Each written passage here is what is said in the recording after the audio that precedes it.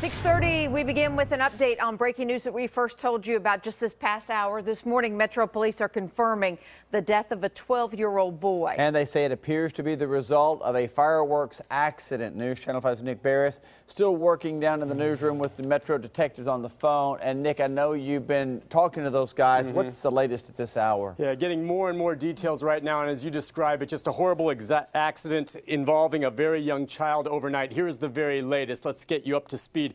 Metro Police responded to an emergency call regarding that fireworks accident on Lewis Street around 10:30 last night.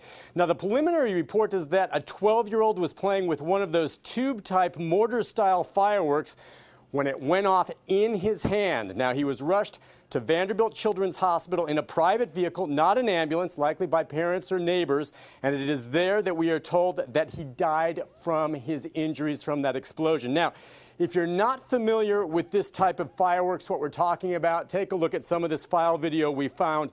All right, what we're talking about here is a typical of a mortar-style explosive that police believe killed the child. You see it, it's supposed to go into a tube, and they light the fuse like this. You've probably seen these before. They can be purchased at most fireworks stands, and they're meant to be launched from that tube up into the sky, and you see the explosion there up away where it's safe to do this. But you drop the tube down, you have to handle it like this, and if something like that were to go off in your hand, and we've seen cases of this where it's happened before, where individuals, adults suffering severe injuries if you hold it or if you try to throw one of these things, which is very, very, very dangerous. We don't know exactly how this worked out with that child, but if this blew up in a small child's hand, it would do a lot of damage. Now, at this hour, youth service detectives are investigating exactly how this went down. What was going on? Was there any supervision? They're interviewing witnesses.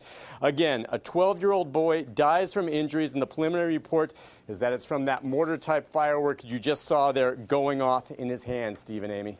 Nick, isn't it illegal, though, to set off these kinds of fireworks in Davidson County? I know a lot of counties have bans against these things. You know, you're right. It varies from county to county, and there are going to be several layers to this investigation, Steve, this morning, I'm told, all right? One part is the fact that it is illegal to buy, sell, or use those types of fireworks in Metro, though they can easily be purchased at neighboring counties where they're legal. Police, of course, this morning will also be looking into the whereabouts of this child's parents. What kind of supervision? What was going on? We just don't know at this point. But again, just a very, very tragic story. A few days before the 4th of July, you worry about things like this happen and a fatality involving a 12-year-old. We'll continue to stay on the story and update you throughout the day, and we'll send it back to you in the studio. Yes.